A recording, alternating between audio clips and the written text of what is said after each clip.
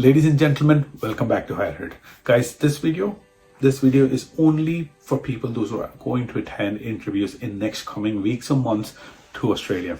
I know most of you guys are actually working in Ireland and UK, and you can actually relate to these questions and scenarios which I'm going to go through in this video. And guys, this video is very detailed. It's going to be a longer one, and if you want to play it in a higher speed, go ahead. But what I'm going to talk about very in-depth interview process, what it is, what are the different sections in an interview, and how you can actually crack this interview. I hope you'll be very confident in attending interviews for your Australian employers. So guys, without further ado, let's jump into today's video. I'm actually going to break this video into 3 different parts. The first part is introduction. Second part is the topics that you will be asked and also you have to read through. And the third topic is scenarios. The first topic is about introduction. Always the interview starts with introduce yourself, or Shri, can you introduce yourself? Go through your experience, go through your CVs. Can you actually give me a snapshot of what have you done in these many years? So how would you start with that? They don't want to know about your personal experience, your personal family background. No, nothing at all. They don't want to know that.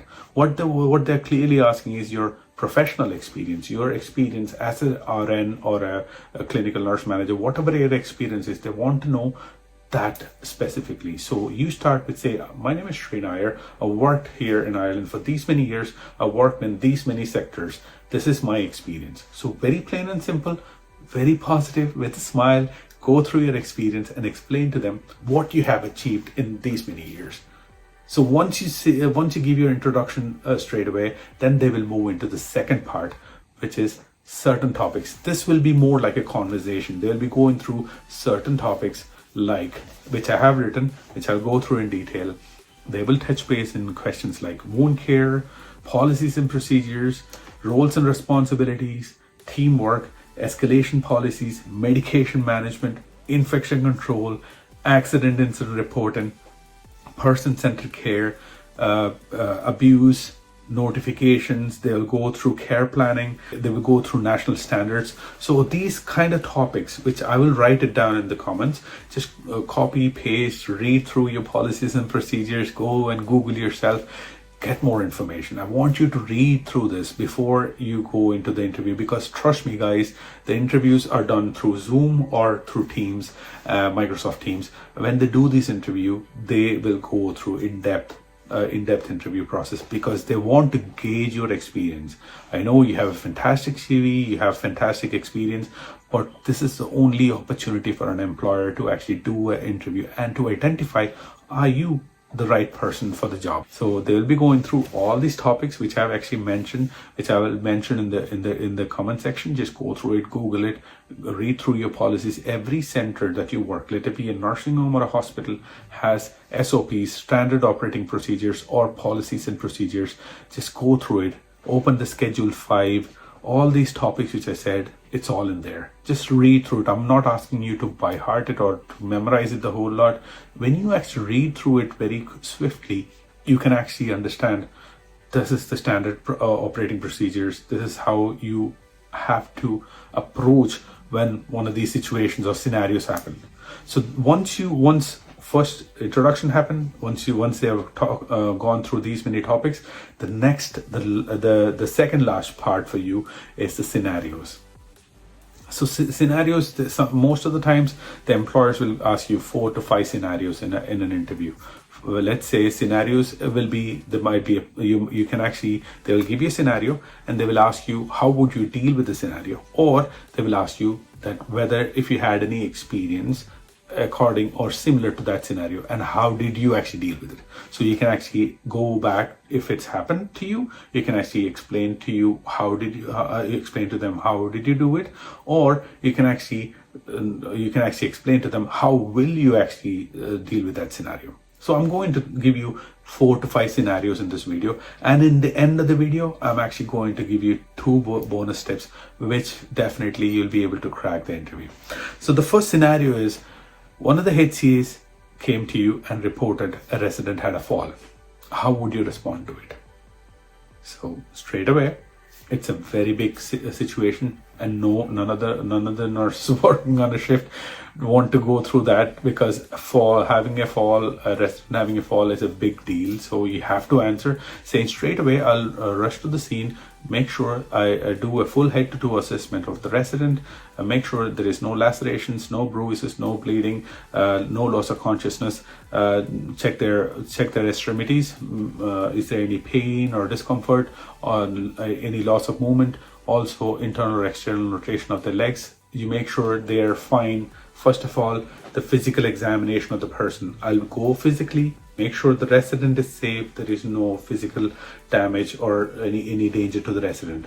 Then you'll be asking the HCA, was there a witness? Was there a witness while the person was falling, or was it an unwitnessed fall? As you all know, you're working in Ireland and UK. Most of you guys know that if it's an unwitnessed fall in Ireland, you have to classify it as a head injury. As a default, you have to classify as a head injury. If it's a witnessed fall, then you have to gather information from the witness. It might be one of the resident, or it might be one of the staff member, or it might be one of the family members. So whoever is present as a witness, you gather information from them. So you made sure the resident is safe. Second thing is you are identifying whether it was a head injury through identifying witnessed or unwitnessed fall. If it's a witnessed fall, that's a different protocol. If it's an unwitnessed fall, straight away as a default, you have to think it's a head injury. What would you do if it's a head injury? You have to start with neuro-obs. Maintaining neuro-obs, immediately contacting the West Dock, D Dock, South Dock, whichever you follow, as well as you notify the family, you notify your line manager. Check their neuro-obs. Every center operates in a different way.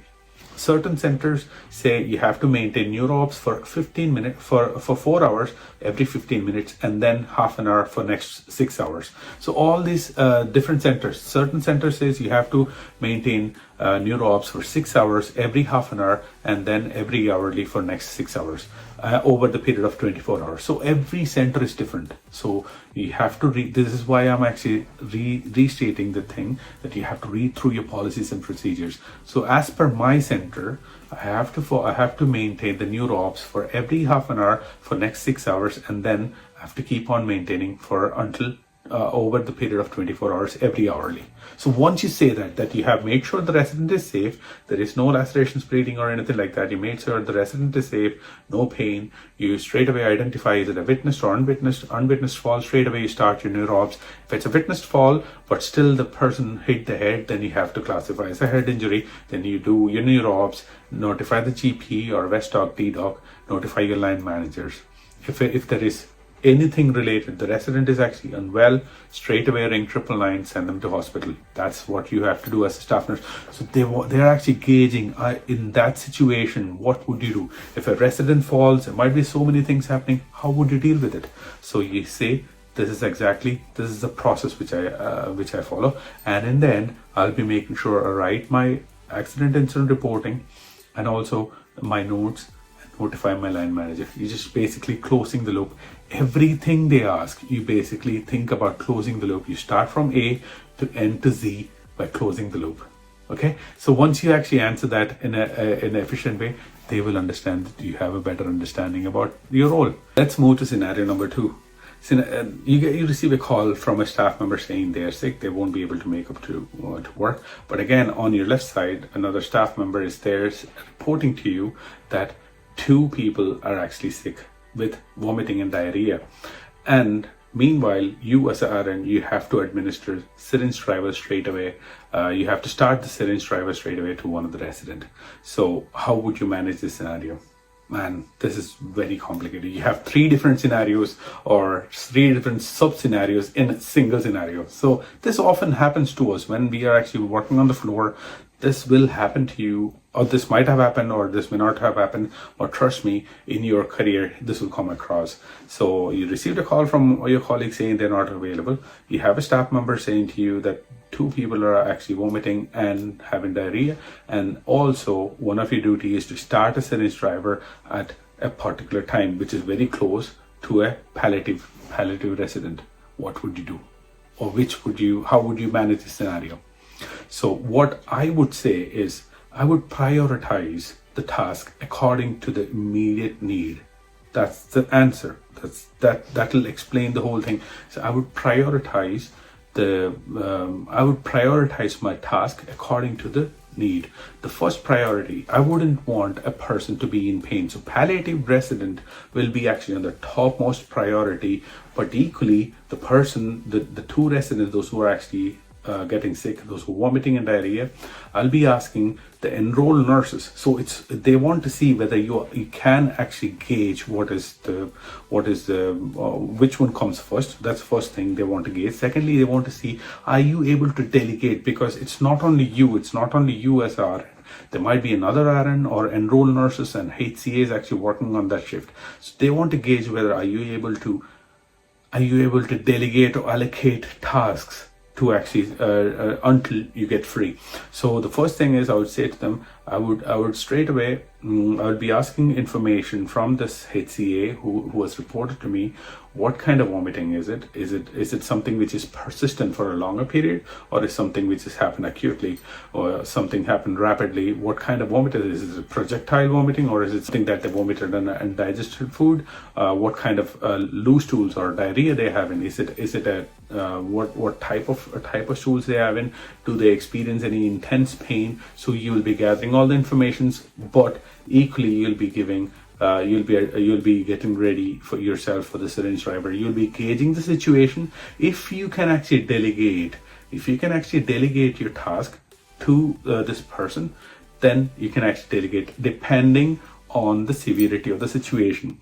So they want to see that you as an RN are able to actually delegate, but equally identify and prioritize which is the task.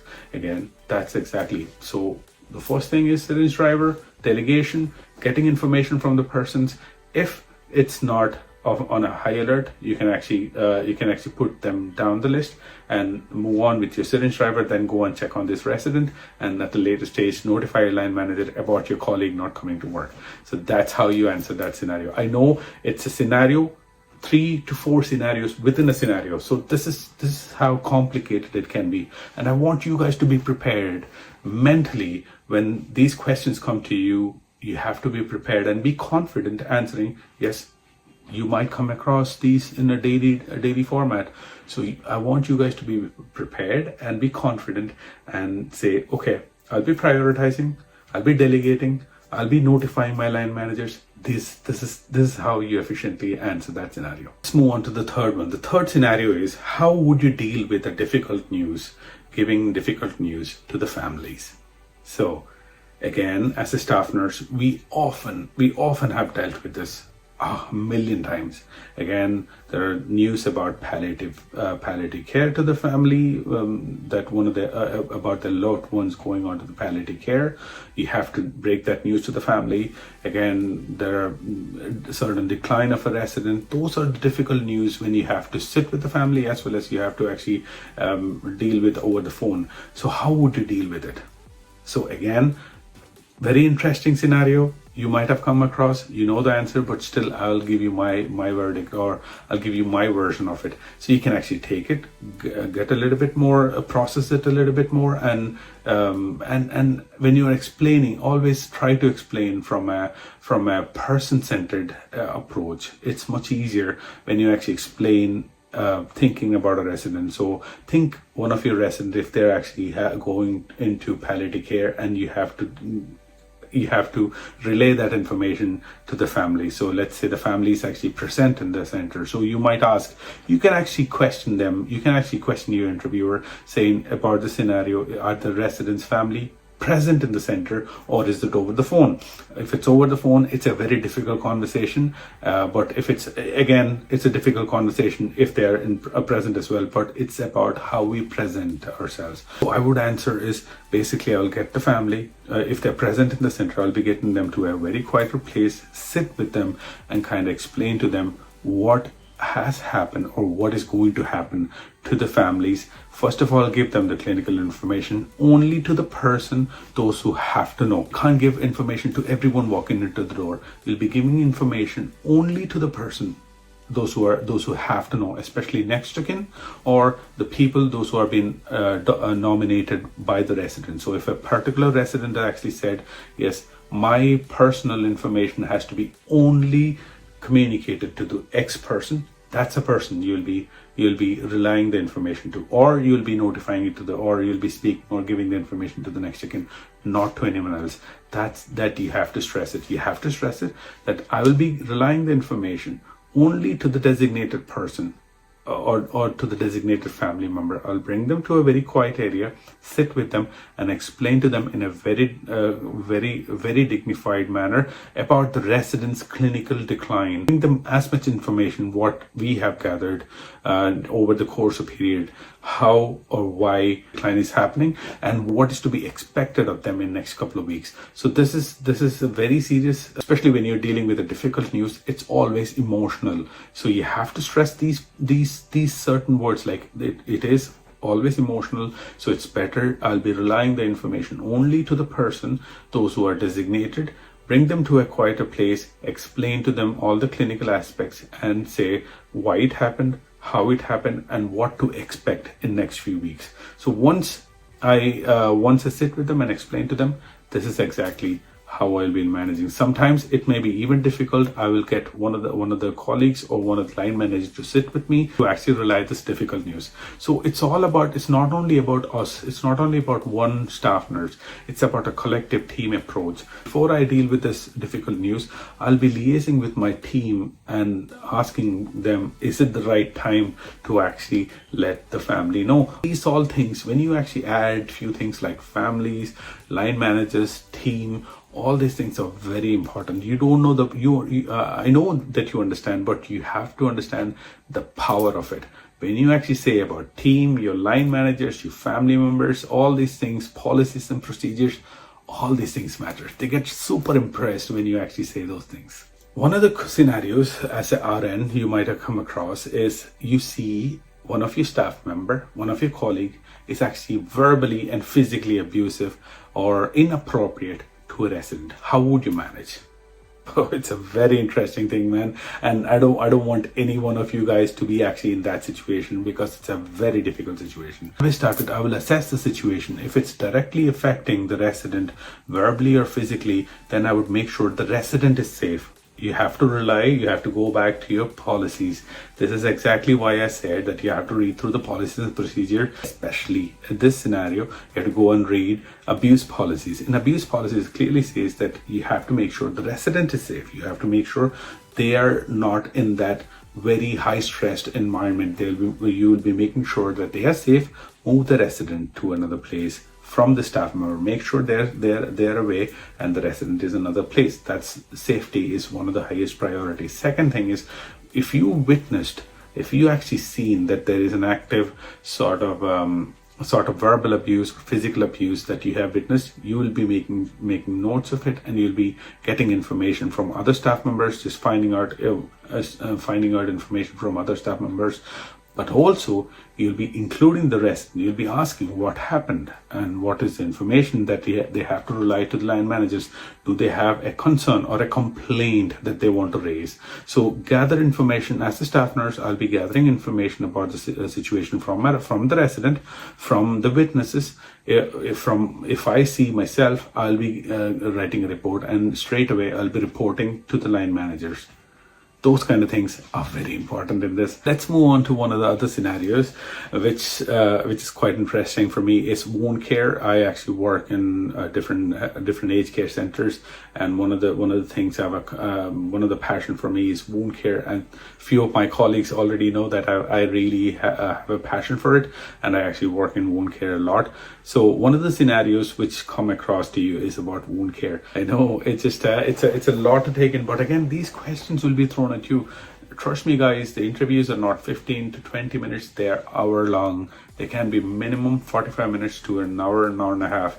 They will take their time to actually assess. This is the only opportunity for an employer to actually gauge how experienced you are before they even hire you. They will throw you all these questions and scenarios which you have to give them the right answer. So scenario number 5 is wound care. About wound care, a HCA reported to you about redness and partial skin loss to the buttocks when they were changing a resident.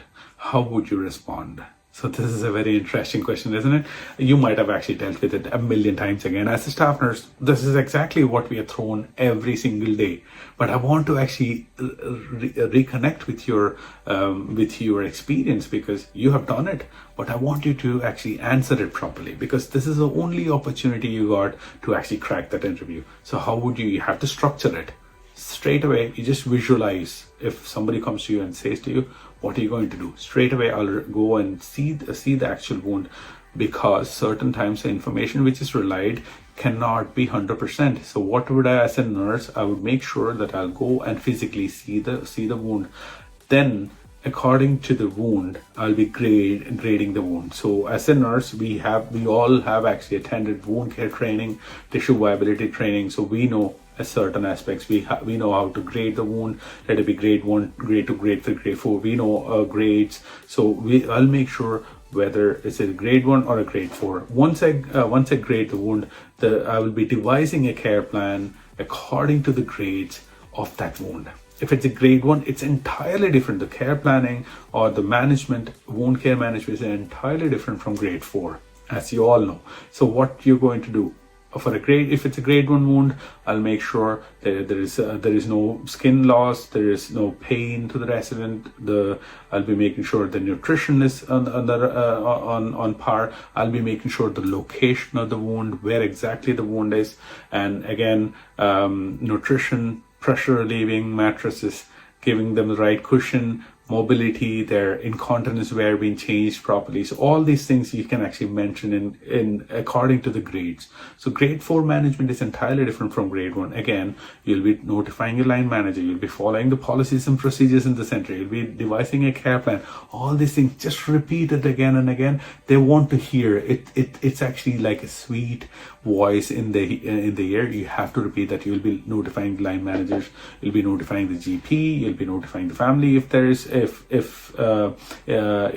it's your policy, you'll be notifying your family, as well as you'll be devising a care plan. All these things, when you actually say that in a sync, that's how you answer that scenario. Guys, I know I've been talking about different scenarios, and this video is actually going longer, and I think I'm actually boring you guys, but this is very important. You guys have stuck this far, and let me give you one final scenario before I move on to this. And trust me, they will be throwing different scenarios when you're actually attending interviews. This is just a sample of it. So the last scenario which I have written is about care plan. More than a scenario, I want to actually say talk about care plan. So a person is actually admitted to the nursing home. How would you devise a care plan? So that's pretty straightforward. So I would start with what my experience is. I would say, while working as a staff nurse in Ireland, before a resident has been admitted, our person in charge or the director of nursing will go in the community or nursing homes or hospitals and do a pre-admission assessment. So every time you just stress these words. So the director of nursing or the management will go and assess the person before they actually bring into a nursing home. So that's one of the rules, where the DON will go and do a pre-admission assessment, gather basic information about the mobility, their eating, their elimination, their sleeping patterns, the medications. All these pre-admission assessments will be handed over to the nurse. And on the day of admission, I'll be gathering information directly from the resident, the families, and from GPs and from the discharge coordinators. Let it be hospital. If they've been discharged from the hospital, I'll be getting information from the discharge coordinators, getting information from discharge letters, and community. If it's a community nurse involved during admission, you'll be liaising with them as well. So all these things, from initial admission, you'll gather information, create the care plan. Again, you do the weights. All these things are important. Gather the whole information about the resident, and then there are 5 or 6 important care plans for every resident. Let it be eating and drinking, safety, mobility, spirituality, end of life, elimination. All these are basic care plans. But again, I'll be devising care plans according to the need of that individual resident. I'll be looking at the ailments. Let's say a person having COPD, renal failure, different aspects or different ailments. I'll be devising care plans according to their needs. So when you say that, they would understand that you have an in-depth knowledge about how to devise a care plan. I've spoken to so many employers in Ireland, and trust me guys, they use a system like us, Epicare. We use Epicare, WeCare, CMS, different electronic documentation systems. Similarly, they have another system. You put all the assessments, your findings, your information into the system, and it will automatically create care plans. Some of the employers use this, some of the employers don't. So a few employers who I spoke to, they all use this system, which is fantastic, where you don't have to personally write individual care plans, where you just put in all the data or information assessments, and it will bring an entire care plan. But you have to make it but you have to personalize this. One bonus tip which I want to say to you guys is, always, if you don't know the answer for it, you can always use I'll follow the policies and procedures of the center. You always have to say, I'll follow the policies and procedures of the center. The second thing you have to say is, I'll notify my line manager. I will notify my line manager. So these are the two things which is very, very important. Always, if you even though if you have said something, just put that in. Just say, I'll follow the policies and procedures in your center or in the center which I'm working, and also I'll notify my line manager in a timely manner. You don't ring somebody, your line manager, at the middle of the night for reporting silly things. You'll be notifying line managers according to the priority, according to in a timely manner. So if you incorporate all these things, I can guarantee you will win your interview. Guys, that's the interview in a nutshell. It will be fantastic. I have to say, I wish you all the best, because again, the interview process can be a little bit daunting for you when you're actually attending for the first time. Trust me guys, the work is it's almost the same. What you're doing in Ireland or UK is entirely the same, or it's almost similar to what's the work in Australia. So guys, I hope this video has actually helped you to get more information about what entails in an interview when you're doing a Zoom interview with your employers in Australia. And I hope you're the best. If you like this video, please don't forget to like, share and subscribe. Until next time, Sri Nair signing off. Bye.